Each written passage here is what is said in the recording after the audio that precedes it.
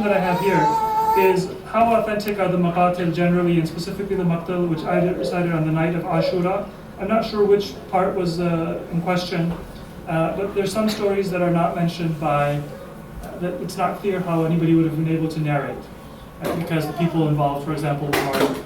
So in general with Maghatel, there's different perspectives. Some ulama say that you should try to stay historical and follow as close as possible to the most authentic historical narrations. That's one opinion, and it's a respected opinion. The opinion that I believe, and I follow myself, is that Karbala was not meant primarily as a historical event. It's historical events that were illustrating a divine purpose. So the events, the historical events, were meant by God and were brought about by God to illustrate certain values of religious significance. So God has a purpose in that legend remaining. Not because legend is not historical, but because God creates history in order to give us an example to be forever. Right? Why did Hajar and Ismail alayhim salam come to Makkah? Right? That whole story of Hajj, it's not fake, it's real. But it was engineered by God to become a legend. It actually happened, but it was engineered to create a place to start an ummah and a whole spirit of sacrifice, a religion, and a religious teaching that has a lot of meaning and depth. Karbala was engineered by God in the same way to create a legend. Now the question is, do I remember it at the level of the historical, or do I remember it at the level of the legend, meaning the values that are behind the history? Ahlul Bayt emphasized poetry, they emphasized performance, mourning publicly and out loud.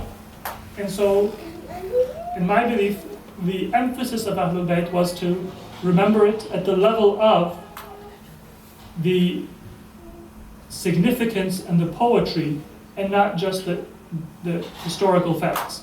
That doesn't mean you make up facts, but what it does mean is that we do believe that God will keep alive certain parts of that story through the practice of people. So some of the stories that we have, for example, are visions by Allama Majlisi. Right. Now, a vision of Allama Majlisi is not useful for me or you to establish what is wajib or haram. It's not useful for me to establish what happened historically or not happened historically. If you or I are writing a history of Karbala, I can't say that, well, Allama Majlisi saw in a vision that Abbas a.s. had his two hands cut off, therefore it historically happened. You can't do that, because it's not a historical evidence. But is it an evidence in terms of the significance? If I believe Allama Majlisi was a pious means of conveying the significance of Karbala and the meaning of Karbala, then it's relevant. Not that I'm going to put in my history book that this happened, but that I can mention it on the minbar as part of the significance and the story of Karbala. It might even be true. It's just not known historically. It's known through that spiritual channel. And a big part of Karbala, this is by design, is that God created historical facts in order to have a certain performance exist within the Shia world. So, for example, is it just a historical coincidence that there is a shrine for Abu Fadl Abbas and a shrine for Imam Hussein? Many ulama have said that that's not a coincidence. God wanted ziyarah of Abbas a.s. to be done, and he wanted ziyarah of Imam Hussein to be done. The story of Karbala is perfected and complete by that means. Now, if you look at it with a historical lens, Imam Hussein is reported to have been buried here, Abu Fadl Abbas is reported to have been buried there. And maybe somebody could even bring a historical doubt that, well, was Abbas a.s. really buried here, or was it 50 meters in this direction? On a historical level, that's a valid question. But if we believe that God had a purpose for Karbala, He brought Abbas a.s., He brought Imam Hussein a.s., He directed, and our Imams, while they were alive, directed where the shrines were to be placed and how they were to be formed, so that when a person comes to Karbala, they are confronted with a certain scene. And God wanted certain stories to be remembered, and so He brought them within the visions or within the the mind of our ulama and our community practice, then we have a different perspective. Deviation comes when we say that therefore this is historical. No, we keep the history and we try to be accurate in understanding history.